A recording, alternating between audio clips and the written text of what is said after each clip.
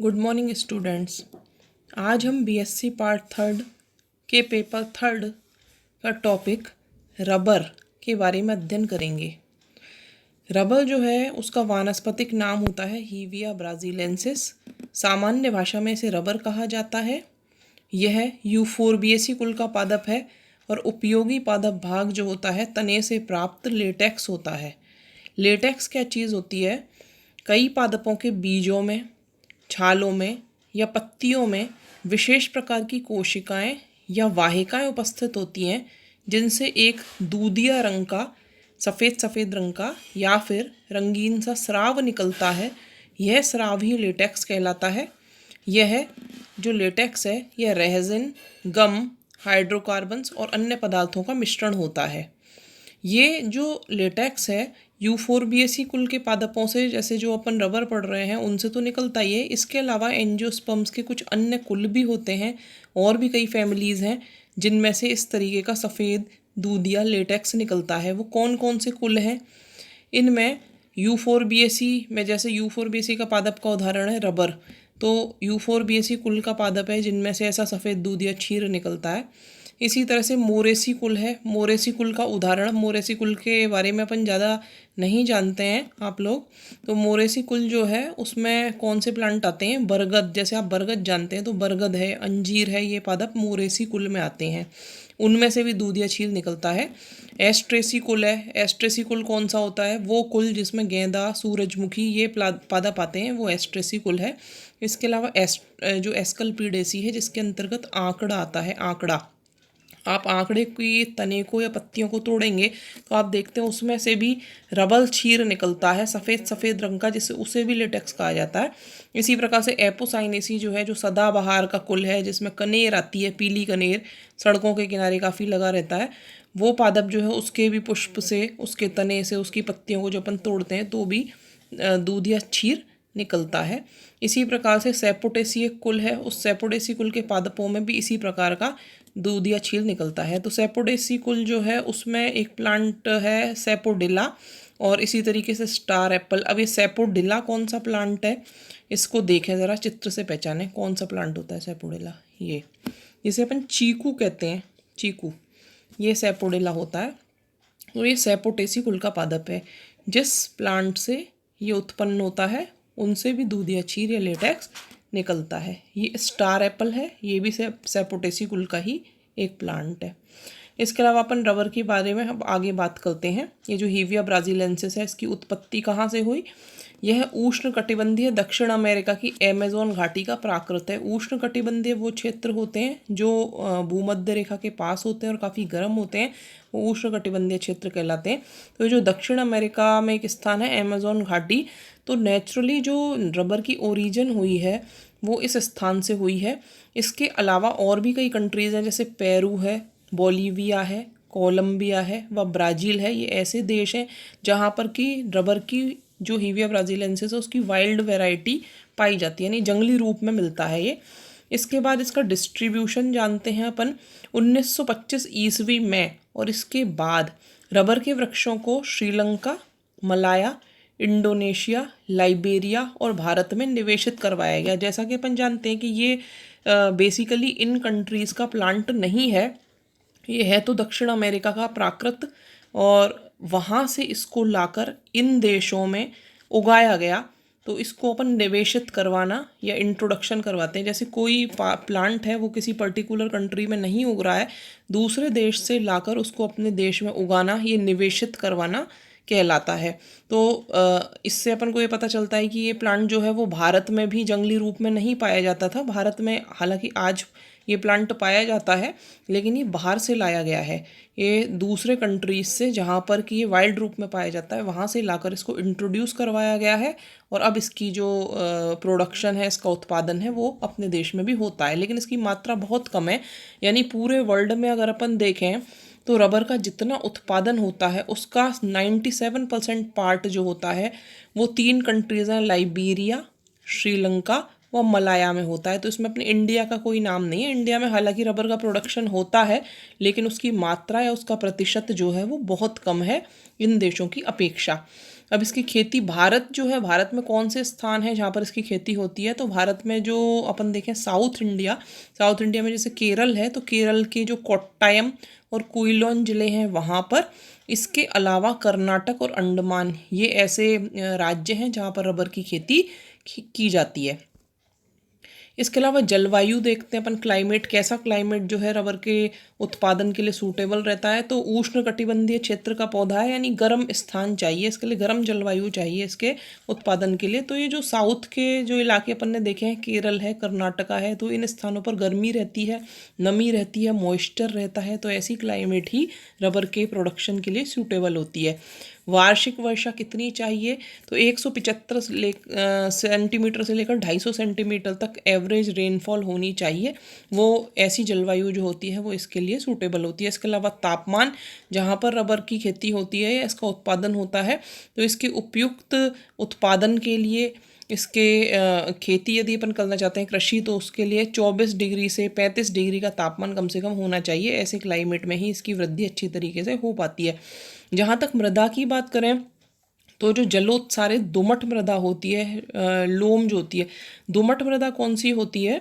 दो प्रकार की मृदाओं का जो मिश्रण होता है वो दोमट मृदा कहलाती है। जैसे रेत है या फिर चिकनी मिट्टी है, इन दोनों का मिश्रण है तो वो दोमट कहलाएगा। यानी एक ऐसी मृदा है जिसमें बड़े आकार के कण पाए जाते हैं और एक ऐसी मृदा है जिसके कण छोटे आकार के हैं। तो उन दोनों का मिश्रण करके अपन ने जो मृदा बना दी वो कहलाएगी लोम। तो दोनों का मिश्रण जो होगा वो लोम कहलाएगा। तो ये दोमट होनी चाहिए पहली बात मिट्टी, और दूसरा अच्छी तरीके से जलोत्सारित, वेल ड्रेन्ड होनी चाहिए, उसमें पानी, पर्याप्त मात्रा में पानी की सप्लाई हो।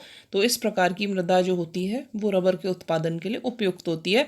और जलवायु जो है वो नम होनी चाहिए, नमी, गर्मी तो होनी चाहिए, गर्म के साथ साथ उसमें नमी भी होनी चाहिए। तो रबड़ के प्रोडक्शन को ऐसी जो क्लाइमेट होती है वो बढ़ावा देती है। वानस्पतिक लक्षण की अपन बात करें, बॉटनी की, तो रबर जो होता है वो एक बहुवर्षीय वृक्ष है। चाय अपन ने पढ़ी थी, तो चाय जो होती है वो छुपी है पादपता, यानी कि छुप है, जिसकी छुप कौन से होते हैं, वृक्ष कौन से होते हैं?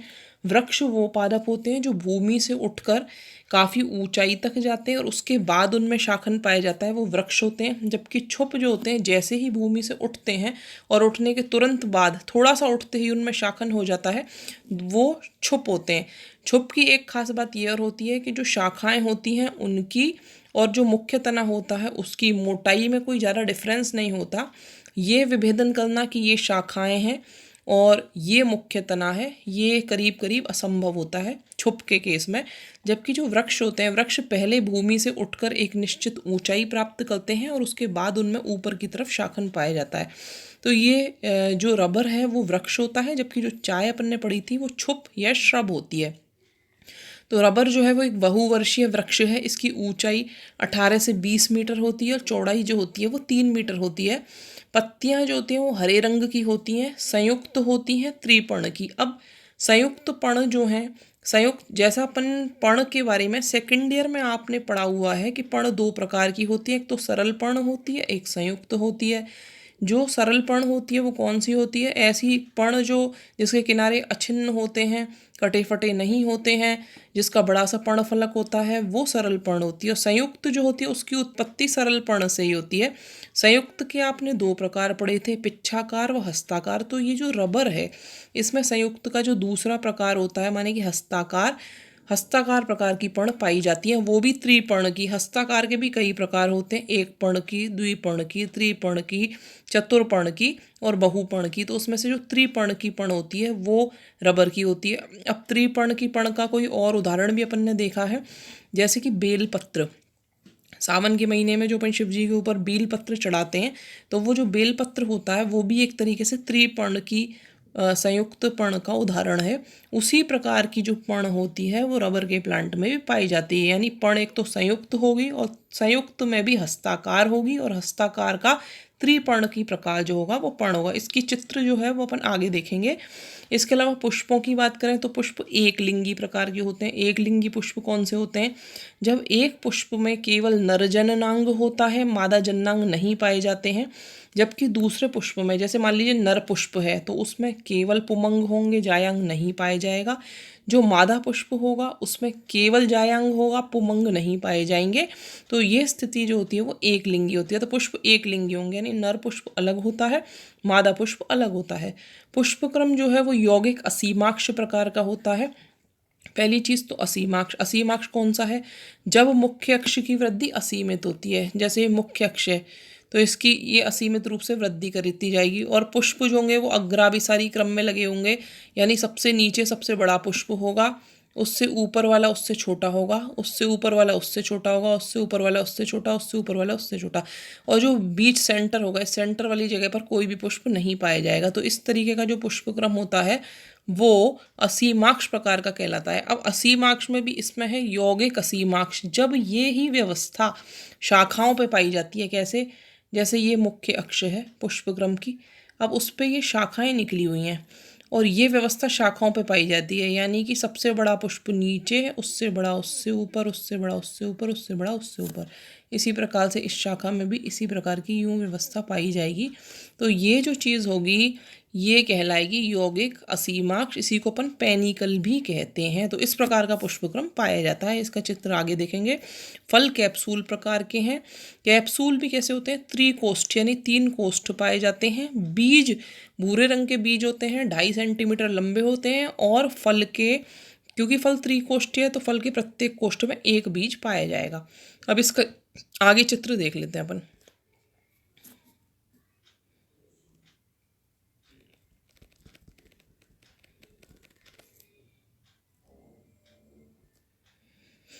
ये है रबर के ट्री का चित्र।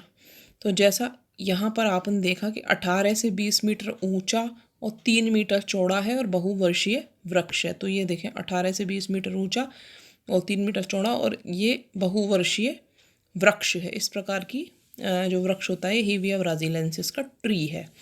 अब इसके बाद इसकी पर्ण बताई हुई थी किस प्रकार की। पत्तियां हरे रंग की, संयुक्त और त्रिपर्ण की हैं।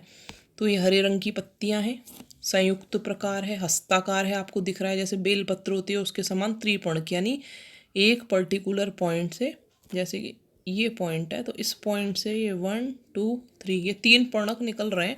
तो ये वाली जो स्थिति होती है इसको अपन हस्ताकार प्रकार कहते हैं। तो जिस प्रकार बेलपत्र की पर्ण होती है उसी प्रकार की पर्ण है संयुक्त और हस्ताकार प्रकार। इसके अलावा आगे देखें, ये इसका पुष्पक्रम है। पुष्पक्रम कैसा बताया हुआ है? यौगिक असीमाक्ष पुष्पक्रम, जो अभी अभी बताया था मैंने आपको। ये देखें, ये मुख्य अक्ष है, मुख्य अक्ष से ये शाखाएं निकली हुई हैं। ये मुख्य अक्ष है,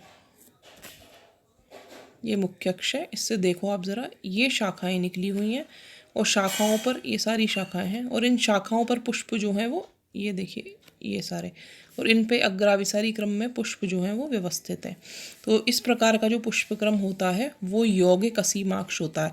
पर असीमाक्ष में जो व्यवस्था है वो कहाँ पर हो रही है? शाखाओं पर। इस प्रकार की जो व्यवस्था है तो वो यौगिक असीमाक्ष कहलाता है। इसी को अपन पेनिकल पुष्पक्रम भी कहते हैं। अब इसके बाद नेक्स्ट जो है ये पुष्प, जैसा मैंने आपको बताया था कि एक लिंगी प्रकार के पुष्प होते हैं, तो एक लिंगी पुष्प हैं। ये जो डायग्राम आप देख रहे हैं, ये जो पिक्चर आप देख रहे हैं, ये पिक्चर जो है ये फीमेल फ्लावर की है। मतलब जो पिस्टिलेट फ्लावर होता है जिसमें केवल जायंग पाई जाती है, पुमंग नहीं पाया जाता, उसका ये डायग्राम है। ये यहाँ देखें, ये जो बीच में ये जो भाग आपको नज़र आ रहा है ये उसका जायांग है, पुमंग कहीं नहीं है इसमें। और ये चारों तरफ इसके जो दल हैं वो आपको नज़र आ रहे हैं। ये फीमेल फ्लावर है। इसी प्रकार से मेल फ्लावर भी इसमें पाया जाता है क्योंकि एक लिंगी है। ये देखो, इस डायग्राम से समझने की कोशिश करें अपन। ये बीच वाला हिस्सा है, ये जो है ये इसकी जायांग है, ये इसकी जायांग है। और इस चित्र में आप देख सकते हैं कि कहीं पर भी पुमंग नहीं पाया जा रहा है, केवल इसमें स्त्री जन्नांग जो है वो मिल रहा है। तो इसीलिए ये जो है वो पिस्टिलेट फ्लावर है। नेक्स्ट देखो, स्टेमिनेट फ्लावर है। ये नर पुष्प है। नर पुष्प में केवल पुमंग ही पुमंग नज़र आ रहे हैं, जायांग कहीं नहीं है। तो ये मादा पुष्प, ये नर पुष्प, दोनों ही अलग अलग हैं। तो एक लिंगी स्थिति हो गई। फल मैंने आपको बताया कि त्रिकोष्ठीय कैप्सूल होता है। तो ये बाहर से देखने में जब ये कच्चे हरे हैं तो इस प्रकार के नज़र आते हैं, त्रिकोष्ठीय। इस पिक्चर में क्लियर ना हो तो अपन ये चित्र देखें, ये देखो स्पष्ट रूप से, ये एक कोष्ठ है, ये दूसरा कोष्ठ है, ये तीसरा कोष्ठ है। तो इस प्रकार त्रिकोष्ठीय स्थिति जो होती है वो इसके फल में पाई जाती है। ये अभी जब कच्चा है ये फल, पहला वाला जो चित्र था वो तब का था जब पेड़ पर लगा हुआ है। कच्ची अवस्था में अपन ने एक फल को तोड़ा है, नीचे देखा है अपन ने इसको रखकर, तो ये 3 कोष्ठ इसमें नज़र आ रहे हैं। इसके बाद पकने के बाद परिपक्वन जब हो जाता है फल में, तो ये इस प्रकार का ब्राउन कलर का हो जाता है और प्रत्येक कोष्ठ में से बीज निकलते हैं। इस चित्र में आपको 3 बीज नज़र आ रहे हैं। तो एक फल के डाइसेंस से या प्रस्फुटन से 3 बीज इसमें निकले हैं। बीज कैसे हैं, ये देखो, बीजों को और अच्छा तरीके से देखें अपन, ये ब्राउन कलर के इस प्रकार के बीज पाए जाते हैं। अब ये जो चित्र है इसमें सारी चीज़ें नज़र आ रही हैं।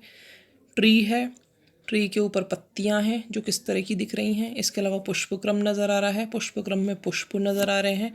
इसके अलावा फल नज़र आ रहा है। तो ये सारा समग्र चित्र है। और यहाँ पर ये देखो आप, ये जो है, ये जो वाइट वाइट आपको नज़र आ रहा है, ये है लेटेक्स। जैसा कि आपको बताया कि रबर जो प्लांट होता है उसका लेटेक्स ही यूज़फुल होता है। तो ये लेटेक्स अपन को नज़र आ रहा है, इसमें से रबर टेपिंग या निष्कासन की प्रक्रिया चल रही है, लेटेक्स दिखाई देता है। ये इसके अलावा एक डायग्राम ये और है, इसमें ये देखिए किस तरीके से जो पत्तियां हैं वो नज़र आती हैं। ये पुष्पक्रम है, ये फल है, ये परिपक्वन के पश्चात फल है। नर व मादा पुष्प इस चित्र में नज़र आ रहे हैं। तो ये ओवरऑल इसका डायग्राम है। अब केमिस्ट्री, आपने ये तो देख लिया कि रबर जो है वो लेटेक्स से प्राप्त होता है। अब रासायनिक दृष्टि से अपन देखें, केमिकली जो है, जैसे अपन रबर कह रहे हैं, लेटेक्स कह रहे हैं, वो क्या चीज़ है, वो एक्चुअली में एक पॉलीटर्पीन है। पॉली मतलब मैनी, टर्पीन बहुत सारी टर्पीन से मिलकर बना हुआ है। टर्पीन क्या चीज़ है, एक इकाई है आइसोप्रीन की। आइसोप्रीन की ऐसी एक जैसी 500 से लेकर 50,000 तक इकाइयाँ जब आपस में एक दूसरे से जुड़ेंगी तो जो बनेगा वो रबर कहलाएगा। अब आइसोप्रीन क्या चीज़ होती है, केमिस्ट्री के भी स्टूडेंट हो आप तो ये देखें, इस चित्र में तो अपन को ये नज़र आ रहा है यहाँ से लेकर यहाँ तक ये एक आइसोप्रीन इकाई है, और यहाँ से लेकर यहाँ तक ये दूसरी आइसोप्रीन इकाई है, और इस जगह से नेक्स्ट थर्ड इकाई जुड़ेगी, उससे फोर्थ जुड़ेगी। इस तरह से बारी बारी से इकाइयाँ जो होंगी आइसोप्रीन की वो जुड़ती चली जाएंगी, और जो पॉलीमर बनेगा वह रबर कहलाएगा। तो ये आइसोप्रीन है। अब इसमें जब ये पॉलीमर बनाता है तो उसकी इस तरह की स्थिति नज़र आती है।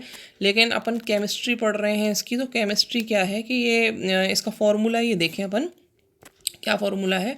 इसको जो आइसोप्रीन है जिसकी इकाइयों से मिलकर बनता है, रासायनिक दृष्टि से उसको 2-मेथाइल-1,3-ब्यूटाडाइन कहते हैं। अब इसमें देखो आप, ब्यूटा ब्यूटा ब्यूटा किसको कहते हैं, जिसमें 4 कार्बन होते हैं। तो ये 1, 2, 3 और 4, ये 4 कार्बन मिले तो इसलिए ब्यूटा। अब है डाई, डाई मतलब 2, और ईन मतलब डबल बॉन्ड, तो 2 डबल बॉन्ड है, और वो भी कौन सी पोजीशन पर, 1 और 3। तो ये 1 नंबर की पोजीशन पे ये एक डबल बॉन्ड है, ये 3rd नंबर की पोजीशन पे डबल बॉन्ड है। तो 4 कार्बन की इकाई बनी हुई है जिसमें पहली और तीसरे स्थान पर डबल बॉन्ड है। तो 1,3 ब्यूटाडाइन और 2 मिथाइल, ये देखें 2nd पोजीशन पे मिथाइल लगा हुआ है। तो इसीलिए इसको वैसे अपन क्या कहेंगे, इसका नाम क्या होता है केमिस्ट्री में, जिसे आप आइसोप्रीन कहते हो, उसका नाम होता है 2-मेथाइल-1,3-ब्यूटाडाइन। तो 4 कार्बन से मिलके बना है इसलिए ब्यूटा। डाई मतलब 2, ईन मतलब डबल बॉन्ड, 2 डबल बॉन्ड हैं, एक फर्स्ट पोजीशन पे एक थर्ड पोजीशन, तो 1,3 ब्यूटाडाइन और 2 मिथाइल यानी 2nd कार्बन पे लगा हुआ है मिथाइल समूह। ये इसकी केमिस्ट्री है। इसके अलावा प्रवर्धन की बात करें तो इसके जो बीज होते हैं, प्रवर्धन बीजों द्वारा होता है। भी अपन ने बीज देखे थे कि त्रिकोष्ठीय फल है उसमें बीज बनते हैं, तो बीजों द्वारा प्रवर्धन होता है। बीजों की जो जीवन क्षमता होती है वो अल्पकालिक होती है, यानी जैसे ही बीज बने, परिपक्वन हुआ फल का बीज बने, बनते ही अपन को पके हुए बीजों को तुरंत बो देना चाहिए। यदि अपन उन बीजों को रखते हैं लंबे समय तक तो उनकी जो अंकुरण की क्षमता होती है वो ख़त्म हो जाती है, उनकी जीवन काल जो होता है वो ख़त्म हो जाता है। जैसे ही बीज पका उसे तुरंत बो देना चाहिए। 6 से 7 वर्ष के बाद आपने बीज बो दिए, उसके 6 से 7 साल बाद जो पौधा होता है वो इतना बड़ा हो जाता है कि उससे आसानी से अपन रबर का निष्कासन कर सकते हैं, लेटेक्स निकाल सकते हैं। शुरू की अवस्था में जब यंग स्टेज है प्लांट की, उस समय जब आप रबर का निष्कासन करेंगे तो पैदावार कम होगी, कम मात्रा में लेटेक्स आपको प्राप्त होगा। लेकिन जब 10 से 12 वर्ष का पौधा हो जाता है तो उससे पूर्ण पैदावार अपन को प्राप्त होती है, यानी पूर्ण मात्रा में लेटेक्स अपन को मिलने लग जाता है। और पौधे की जीवन क्षमता जो होती है वो 25 से 30 वर्ष तक होती है। इसके पश्चात पौधे की मृत्यु हो जाती है, या फिर उससे जो लेटेक्स प्राप्त होता है उसकी मात्रा कम हो जाती है।